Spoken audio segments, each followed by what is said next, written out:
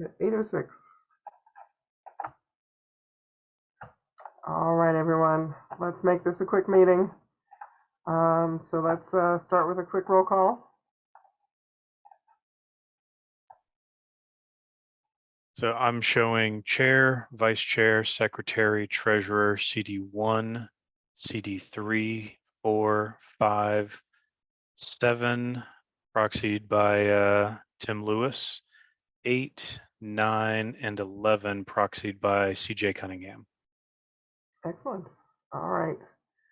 So first order of business. So this is the third SCC meeting that we have had since our convention in December. And Ms. Hannah Lawrence has not shown up for any of these meetings.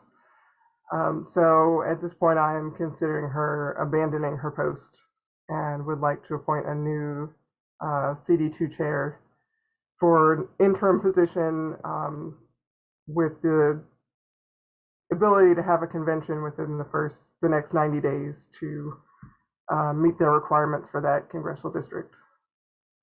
So any nominations for CD2 chair? Madam Chair, this is James St. John. I would like to nominate, excuse me. I'd like to nominate Jacqueline. Excuse me. All right.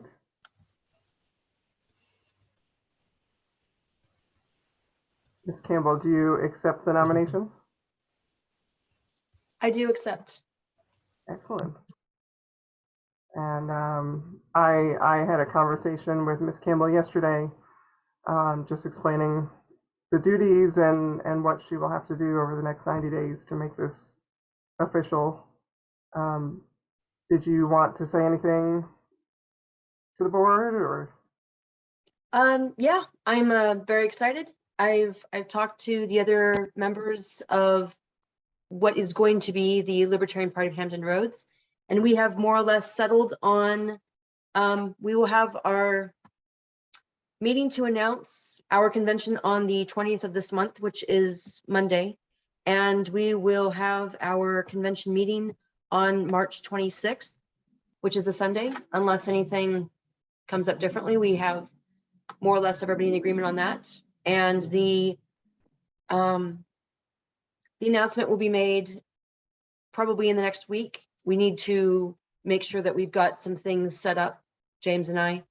But aside from that, we should be full steam ahead by April. So. Excellent, thank you. Anyone have any questions for Ms. Campbell? All right. Anyone opposed to appointing her as interim chair for CD2?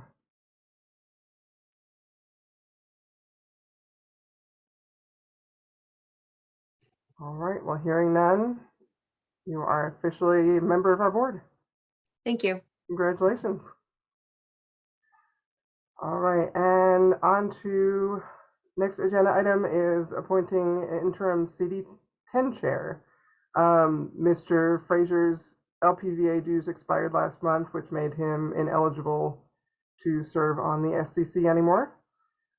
So we are able to appoint a new chair for that district as well. I will say I will also make this an interim chair with the understanding of having a convention the next 90 days to make that official as well. And for CD10 chair? This is Paul Bracco, Vice Chair. I would like to nominate James Repass. Okay. James, do you accept? I do. All right. Would you like to say anything to the board? Looking forward to getting stuff done. Excellent. All right. Anyone opposed to appointing James to the SCC? All right, hearing none, I will officially welcome you to the SCC. All right, and agenda item number 4, the funding for the Rage Against the War Machine. So obviously this stirred a lot of controversy up until a few days ago when we found out that Scott Ritter was no longer speaking. But I did still want to give people a chance to discuss this with the board if they had any concerns. So I was going to allow for some public comment for a little while first. If anyone would like to speak, just raise your hand.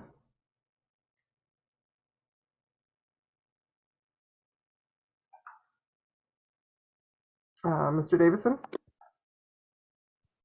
Real quick, I'd like to thank. This is going to be more of a thank you thing to the everybody on the SCC, and specifically you, Jennifer.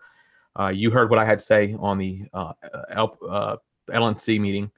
I think it's a good thing that Ritter is no longer involved. I did not support the fact that Ritter was going to speak, and I said to the LNC, the best that we could have done there, I mean, in the worst case scenario, was turn our backs and protest this guy because he was a basically convicted sex offender and should not, and his anti-war is wrong. He's a warmonger. So the guy was not good. I'm happy he's gone, and I'm happy that the letter that you sent out showed the leadership that this party's needed. And I'm happy to be like the past chair. I'm happy to that you put that statement out and showed our members that we're really considering their money and what we actually agree on. So I appreciate you and the board for their work. Thank you, Dean. Is there anyone else not on the SCC that would like to speak on this issue? I would if I don't know how to raise my hand anymore on this thing. Go ahead, that's fine. Okay. I would like to echo Dean's sentiments. I think it is in large part not just due to the hard work of Angela and others on the LNC to get Ritter pulled, but in large part due to affiliates like us saying, hey, we're not going to monetarily support this, that he was pulled. I don't have any confirmation on that. But I think it is very important that we made that stand. And I am looking forward to seeing as many of you as possible Sunday at the Rage Against the War Machine rally. Thank you, Mr. Finkelton. Anybody else like to speak? I see a few other people not on the board on the call.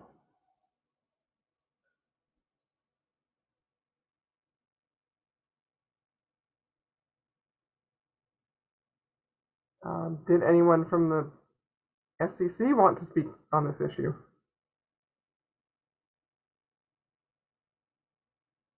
I'd like to make a brief comment. Sure. Go ahead, Mr. Hoy. I think that you know this was handled well, you know, on our side of things, on the libertarian side of things, but I think that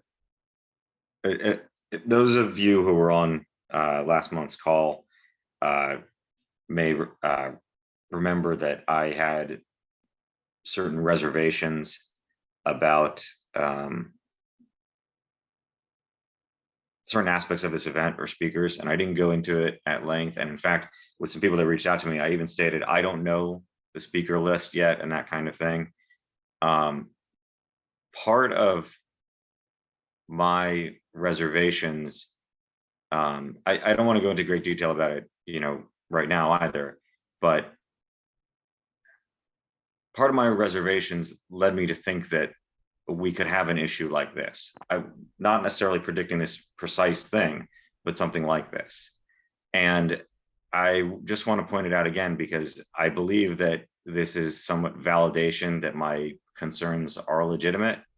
And I'm just sort of registering that note here, because sometimes when I do go into more depth about the nuance of what I'm talking about, a lot of libertarians, whether in our organizations or just smaller libertarians, they are sometimes dismissive of these things. They think that it's just making a mountain out of a molehill, when actually, if you're not careful about these things, then you get into this kind of scenario. And there's other possible issues as well, other than just somebody, you know, being, you know, with this guy, we got somebody who's not representative of our views, and also just makes us look bad. There's other aspects to it as well. But I guess I just sort of wanted to say that there are ways to be careful about messaging in the first place that can help avoid running into this sort of problem. And I still think that perhaps on some of the anti-war messaging, we are opening ourselves up. And I say we as a very broad libertarian community thing. We are opening ourselves up to people that really don't represent our libertarian viewpoints and our anti-war mentality. And I just want to encourage everybody to be very careful about messaging on this topic. That's it. Thank you, Logan. Yeah, I admit that I did not do the research before we voted on that last month, so that's partly on me for not checking more into depth about speakers that had already been invited. So I'm glad that Mr. Ritter is gone. Mr. Craig? Thank you, Madam Chair. But Logan actually he really said it best. As y'all remember too, the last SCC meeting, I voted to abstain, you know, along with Mr. Hoy, because I had reservations myself. During the process of when Angela was speaking to us, talking about the rally and all that, I decided to do a little sort of, you know, a little skimming of a deep dive onto, you know, who the organizers were and all that. And to be honest with you, I saw the name Scott Ritter, and it didn't click with me at that moment. But later on, I sort of remembered what happened back in 2009. You know, it started, you know, coming fresh to me. So I did a deep dive. I Wikipedia'd his name, and sure enough, found, you know, not allegations. I just want to point that out. They're not allegations. He admitted to it, and he was found guilty of it. But it's a great thing that he's dropped out. But I do believe that this needs to be a lesson for everybody, that we don't need to be working with, you know, other political parties just because we have one thing in common. As y'all can tell, you know, there's two political parties that are working this rally, that, you know, that have organized this rally. But yet it's the Libertarian Party that got the hate, the immediate hate of, not the People's Party, but we did. And, you know, I had my reservations about it, but, you know, since Ritter's gone now, you know, I feel a little bit better about it. But it's still wishy-washy, but I see a greener side of things. But that's all I wanted to say. Thank y'all. Thank you. Mr. Vice Chair? Yes, so I agree that there are lessons to take away from this, but I think I actually take the opposite lesson. I think that this is politics, and part of politics, if we're going to be serious, is working with people who you don't like. Personally, professionally, ideologically, that you don't like. We're going to have to come to terms with that. This particular guy, I think, was over the line. And I'm glad that what happened was what happened. But I think this is something that we need to keep in mind. If we're going to be serious, if we're going to actually make an impact, it is going to take working with other people who do not agree with us on potentially things that we do agree on. Maybe it's a few things, maybe it's a lot of things. But we need to have some thick skin and accept that there are not enough libertarians to push the ball across the finish line alone. So if we're going to make impacts, we need to accept that we're going to be working with people who we find personally, ideologically, professionally, etc., distasteful, or disagreeable in some form or fashion. And please just, you can't be so picky. I think this is too serious of a topic. So thank you. If I could just say one quick thing in response to Vice Chair's comments. Paul, I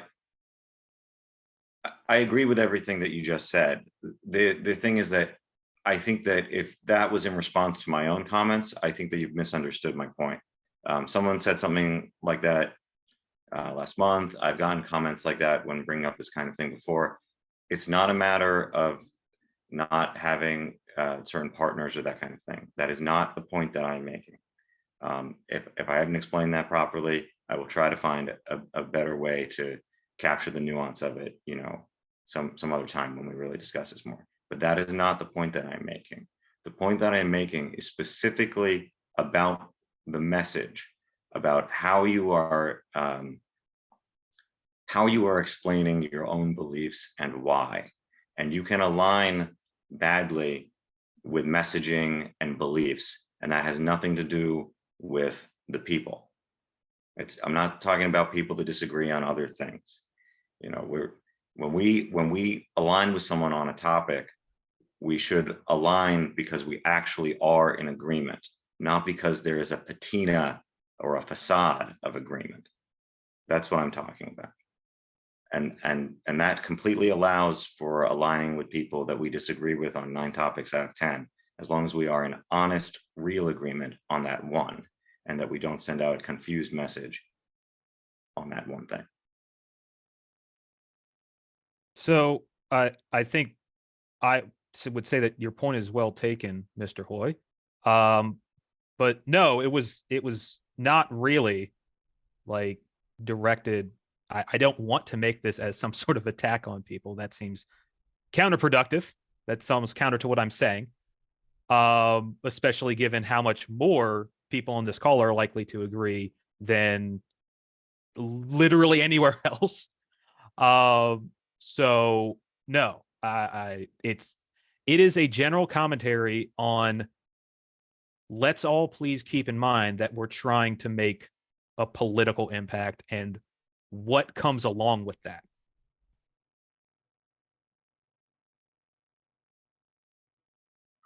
All right, thank you both. Anyone else like to speak to this?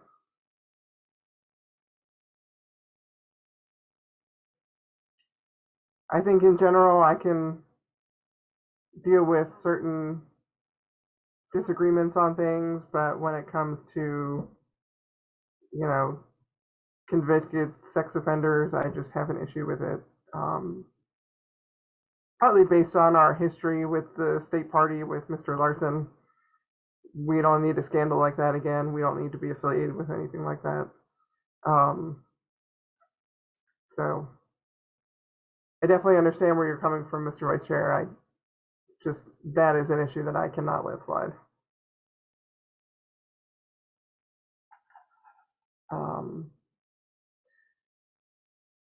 That being said, is there anyone that feels strongly that we need to rescind our funding of this event at this point? Is that a motion?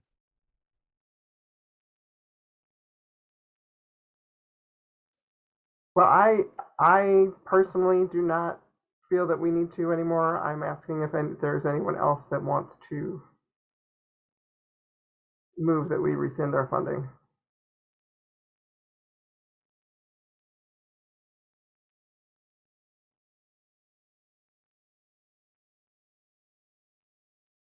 Okay.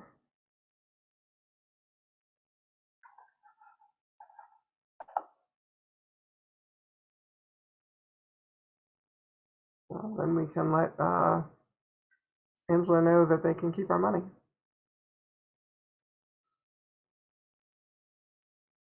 So I appreciate everyone getting online to take care of this business, though. So now we have a full board, and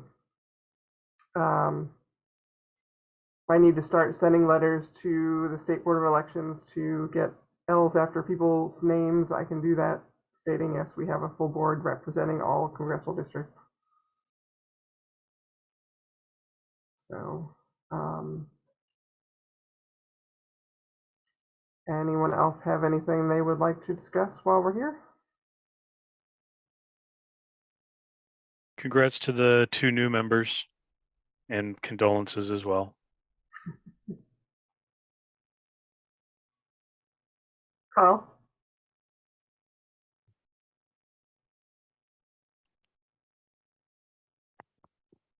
You're muted, Carl.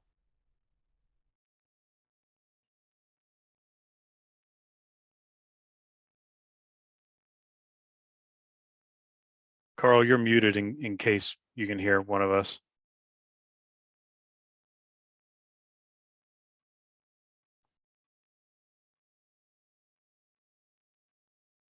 Wonder if he was talking to somebody else.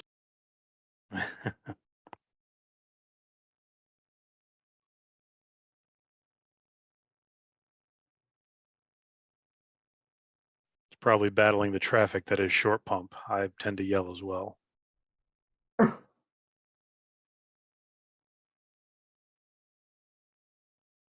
Okay, I guess not. All right. Well, seeing as there is nothing else to discuss, we can adjourn the meeting at 8:28. Seconded.